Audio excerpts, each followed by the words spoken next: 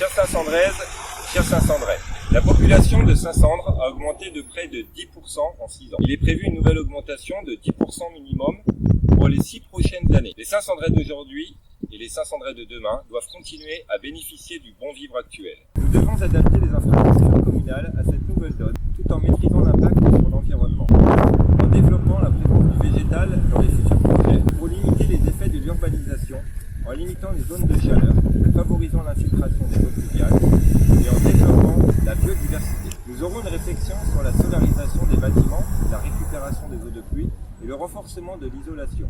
Et nous ferons toutes les démarches nécessaires pour obtenir des financements pour l'amélioration des performances énergétiques des bâtiments de la ville de Saint-Sandre. Cette politique s'aligne avec le projet La Rochelle Territoire Zéro Carbone, dont l'objectif est de diminuer de 30% l'empreinte carbone du territoire dès 2030 pour atteindre la neutralité carbone en 2040 par la sobriété, l'innovation et la solidarité. Notre projet phare est la création d'une nouvelle structure qui accueillera le centre socio-culturel et, si la situation financière le permet, d'autres projets comme une maison des associations ou encore des salles de réunion. En parallèle, nous avons identifié des locaux susceptibles d'être réhabilités pour permettre notamment de pallier le manque d'infrastructures sportives. Nous souhaitons améliorer la sécurité et le confort des enfants au sein des bâtiments des écoles.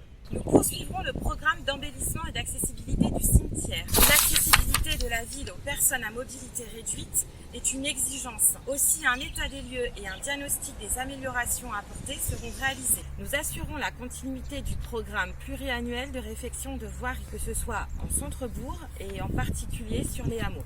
Nous nous attacherons en concertation avec vous à établir un nouveau plan de circulation pour faciliter une meilleure fluidité du trafic. Il s'agit également de faire coexister, dans un souci de sécurité maximale, tous les usagers de la route, les véhicules à 2 et à 4 roues, les cyclistes, également les bus. La mise en place d'une zone de circulation apaisée qui combine la présence d'aires piétonnes, de zones de rencontre et de zones 30 en centre-bourg sera étudiée. Une politique de réduction de la vitesse, notamment sur les axes les plus empruntés, sera mise en œuvre. La mobilité et les transports sont des compétences exercées par la communauté d'agglomération de La Rochelle. Avec nos conseillers communautaires, nous veillerons à ce que les actions inscrites au plan de déplacement urbain soient mises en œuvre sur Saint-Sandre.